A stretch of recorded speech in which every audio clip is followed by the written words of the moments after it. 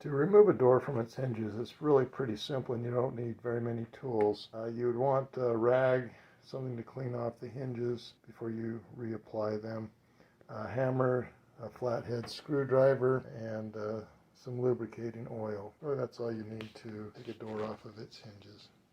Okay, to get the hinge out, and again, these have been in here for a long time, I'm just going to show you how to do it. You got to try to pop it up. And then once you do that, then you can go ahead and twist it up and then just go ahead and keep pounding it up.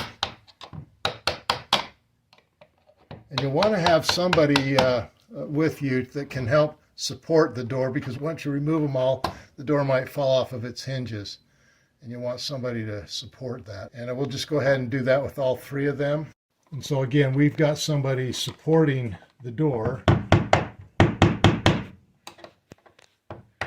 Just go ahead and pound it up. Once you get it a little bit, a little ways, you can usually just pull them out. We'll go ahead and get the bottom one.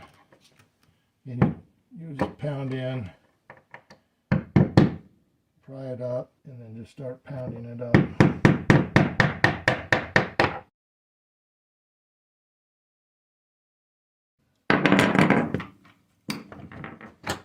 Just go ahead and remove the door.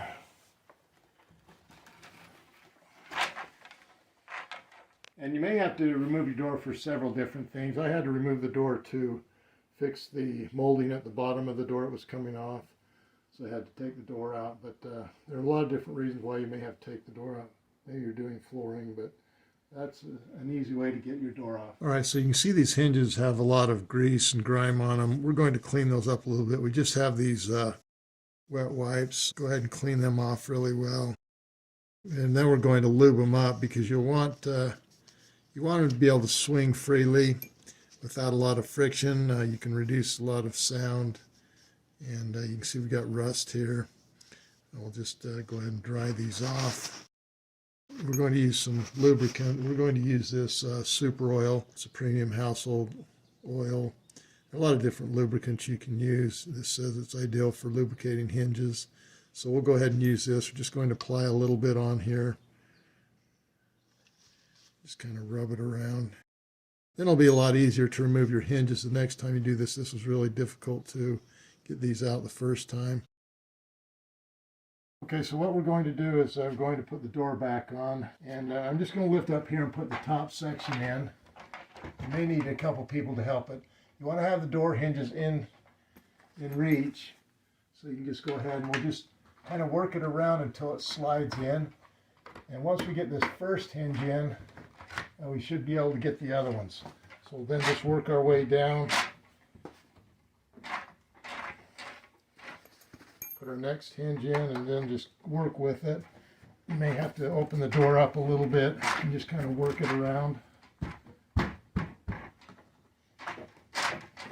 Just go ahead and work this around until it slides in. We'll then go ahead and work on the bottom one. And we'll just go ahead and slide this in. You gotta work it around a little bit. Once it slides in, you'll then just take your hammer. You don't want to go all the way in. You just tap it down. You want to leave a little space so you'll have access. It will be a lot easier to take it out. Just leave a little bit of a space. So next time we do this, you'll see how much easier it will be to get it out. But see how much easier it is to take out this time. Another reason why you might want to do this is if your door is squeaking, you can lube up the hinges really well. You can see there's no noise. Thanks for watching Big Al Repairs. Hopefully you subscribe.